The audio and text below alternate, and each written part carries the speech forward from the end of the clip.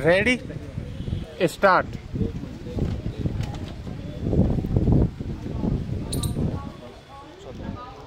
हरियाणा के मेवात क्षेत्र में तनाव और हिंसा की घटनाएं अफसोसजनक है और इस देश इस बात से चिंतित है।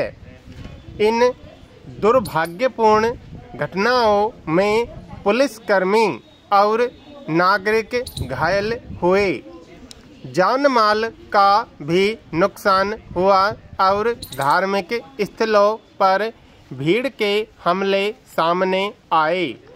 सरकार को इसकी जांच करनी होगी कि इन घटनाओं के पीछे किसका हाथ है और इतने बड़े पैमाने पर दंगे फैलाने के पीछे कोई षड्यंत्र तो नहीं है।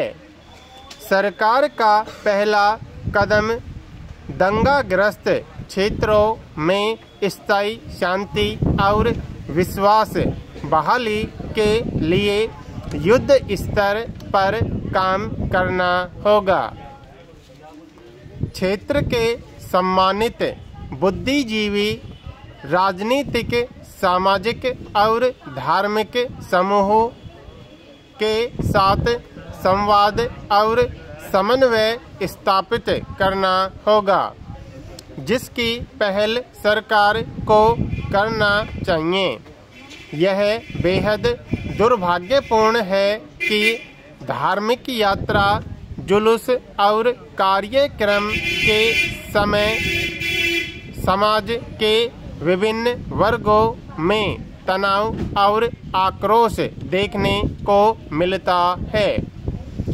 स्थानीय शासन प्रशासन के समक्ष यह एक बड़ी चुनौती है कि धार्मिक यात्रा में उपजे असंतोष, आक्रोश और तनाव को कैसे समाप्त किया जाए।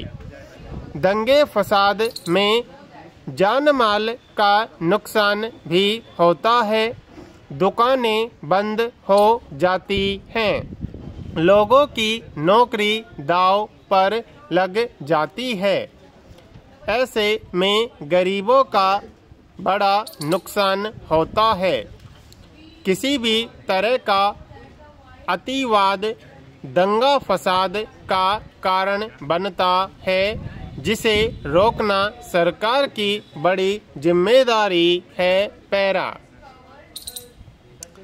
पिछले दिनों की कुछ घटनाओं के संदर्भ यह सवाल उठ रहा है कि आखिर अमेरिकी राजनीतिक दल रिपब्लिकन पार्टी को चलाने वाले कोई अधिकारी है या नहीं। गौरतलब है कि पूर्व राष्ट्रपति डोनाल्ड ट्रंप पर नए आपराधिक मामले भी दर्ज हो रहे हैं, लेकिन उनके खिलाफ पार्टी किसी तरह का कार्रवाई भी नहीं कर रही है, न ही कोई दूसरा रिपब्लिकन सांसद या सदस्य कुछ बोल रहा है।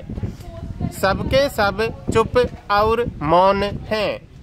इधर जितने आरोप ट्रंप पर लग रहे हैं, कहते हैं कि उतनी ही चुनावी अभियान में उनकी लोकप्रियता बढ़ती जा रही है। यह चिंताजनक है। कई तरह के आरोपों के सामने आने के क्रम में विशेष वकील ने 2020 का चुनाव हारने के बाद सत्ता में बने रहने के अपने प्रयासों के संबंध में पूर्व राष्ट्रपति डोनाल्ड ट्रंप के खिलाफ आरोप दायर किए थे। 6 जनवरी 2021 को देश के खिलाफ दंगा भड़काने और संसद भवन पर अपने समर्थकों द्वारा हमला करवाने जैसा संगीन आरोप लगने के बावजूद उनके खिलाफ समूचा रिपब्लिकन पार्टी चुप्पी साधे हुए है। आखिर क्यों?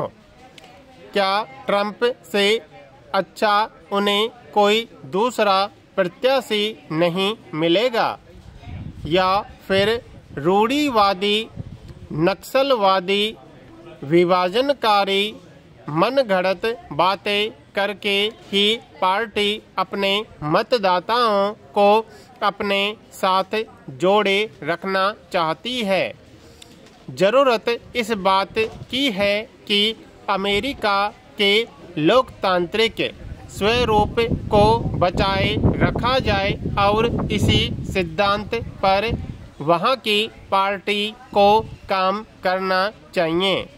पैरा वनस्पतियों और जीवों के लिए अच्छी जगह माने जाने वाले भारत में बाघों की दुनिया की लगभग 75% आबादी रहती है।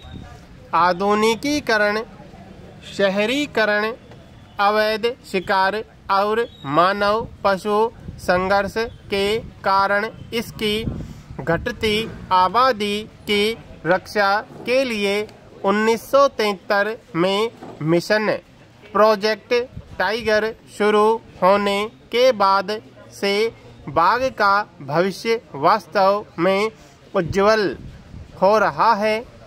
देहरादून स्थित भारतीय वन्य जीव संस्थान और भारत में बाघ की स्थिति सह शिकारी और शिकार 2022 रिपोर्ट के अनुसार बाघों की आबादी 2018 में 2,967 से बढ़कर 2022 में 3682 हो गई।